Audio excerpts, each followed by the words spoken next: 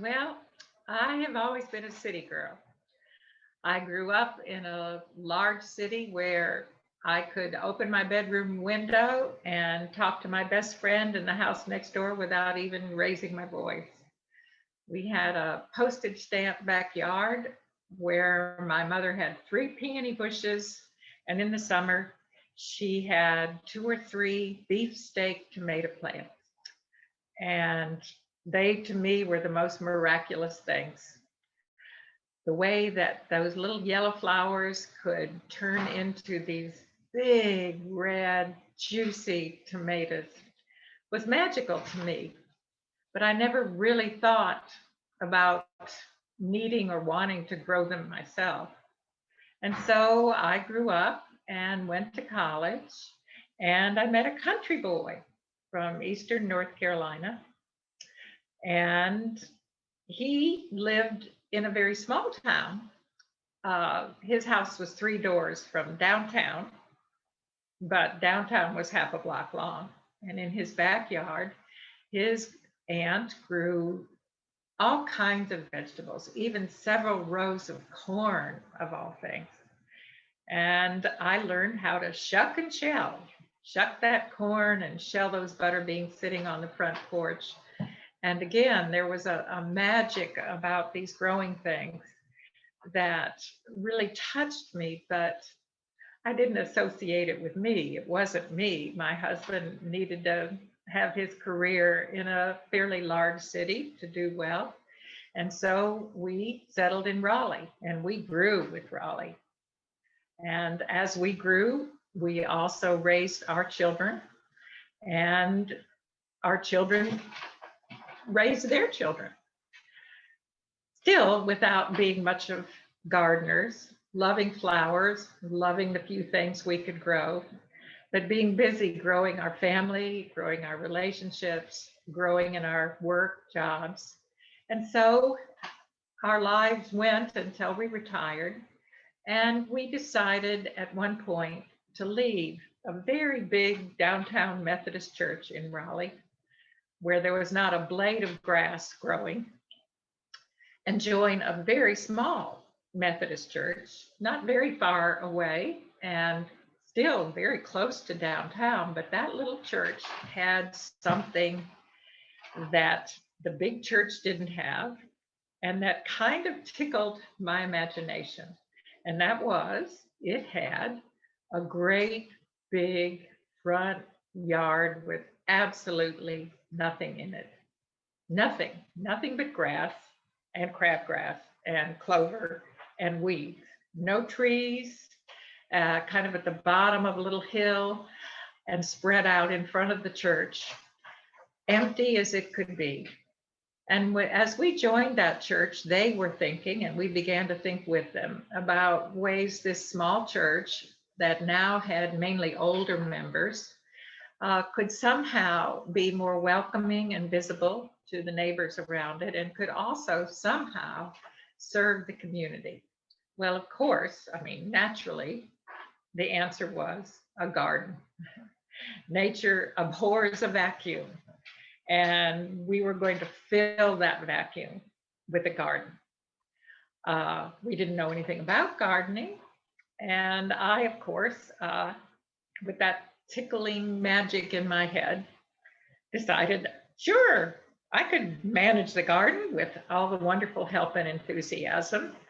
My husband always said that I like to leap before I looked, and so I did. And of course, in the back of my head was that he would always have my back. He would always be there.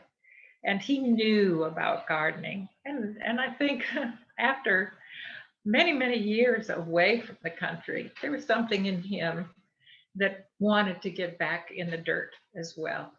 And so, with a very hardy group of volunteers from our church, we got busy and we did it. We did it with help, we did it with work. We even got a grant, and before you knew it, we had filled that garden with 9 raised beds. And in those red raised beds were the best dirt you could find. And there was sunlight, there was water, all the things you need for a garden: sunlight, water, and soil.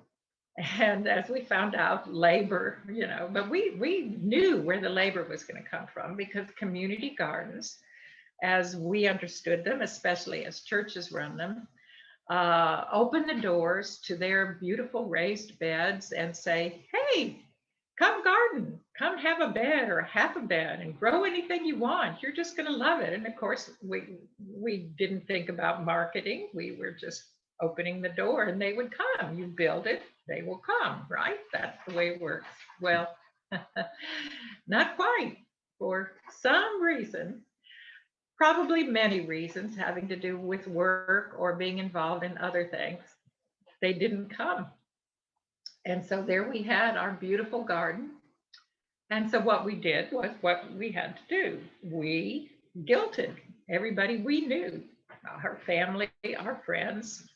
We bribed our grandchildren, and they came, and we had a garden. We had a beautiful garden. And that garden produced and produced in ways that just seemed, well, magical. And so there we were, very proud, very sure that we could do this. And, once people saw things growing, they would come. And we managed. We managed pretty well. We worked very hard.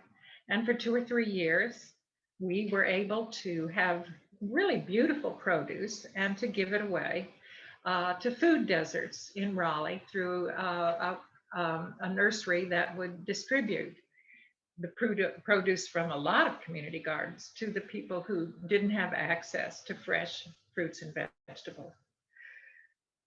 And that was a very satisfying experience until one December, while the garden was sleeping dormant and we weren't having to think very much about it, my husband died very suddenly. And he was the guardian angel of the garden. He was my guardian angel. He was the kids and the grandkids' guardian angel. And he was gone.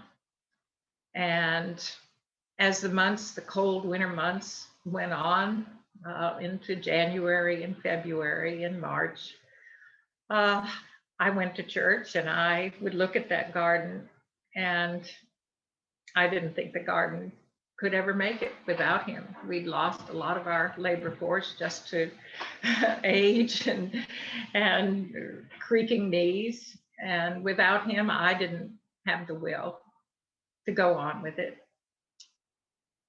Little did I know, though, that our second chance for that garden, the seed for it had already been planted, but I hadn't realized it. And it had been planted in the form of a flyer. Now, when we first began that garden, we made really neat flyers advertising to everybody, come garden, you'll love it, etc. All the neat things that they could enjoy with a community garden. And we had put them all over the neighborhood and hadn't really thought about what happened to them.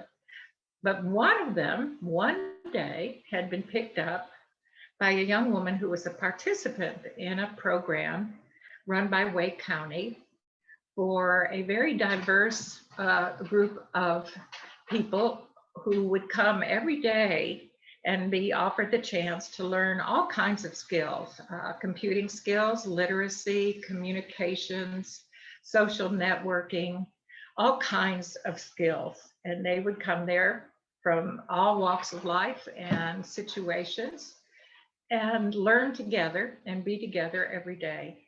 And the young woman took that flyer to the director of the program and said, hey, they're right down the street. Is there any chance we could go garden with them?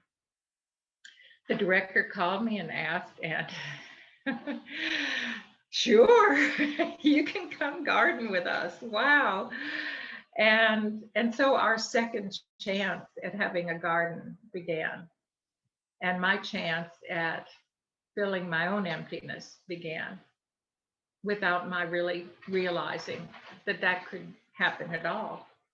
So they would come in their white van one day a week in the summer, And they would be getting out of the van 5, 6, 7, 8, sometimes even a few more of them. Some short, some tall, all different ages, all different kinds of abilities, all different communication skills. But one thing in common, they would get off that van and they would be laughing and talking and teasing one another. And the minute they saw us, they would be waving and we would be waving. And down they would come, down that little hill to that space, which they would fill now with their presence and with their work. They could and would do anything. They would weed, they would dig, they would mulch, they would carry bags and bring the wheelbarrows down the hills. They would plant and they would eat. We would eat our strawberries. We would eat our figs from the fig tree. Sometimes we would cook kohlrabi in our kitchen once we all figured out what that was.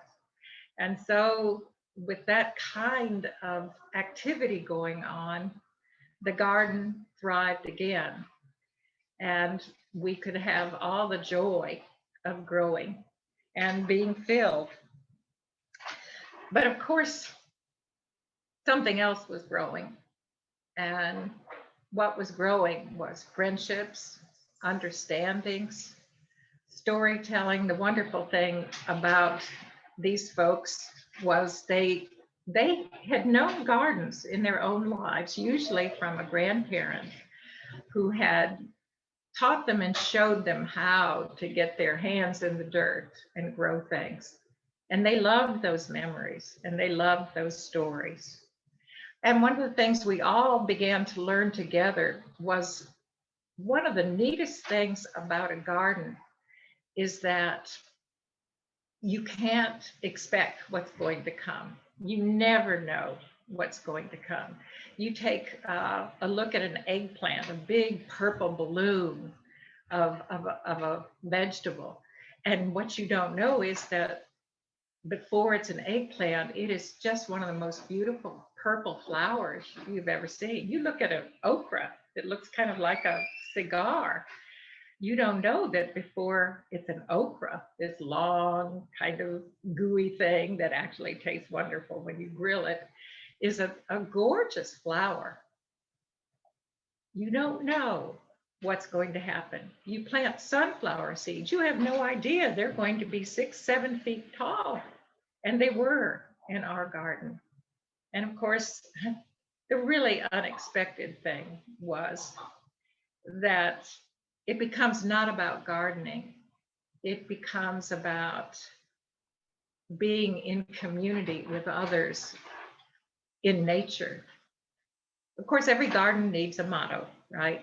And we had figured out a motto for our garden and for our vegetables, and it came from a scripture line that the garden would be rooted and grounded in love. Our vegetables would be rooted and grounded in love. Well, the unexpected thing was that, of course, we who worked with what we came to call our fellowship team, we were being rooted and grounded in love. Thanks.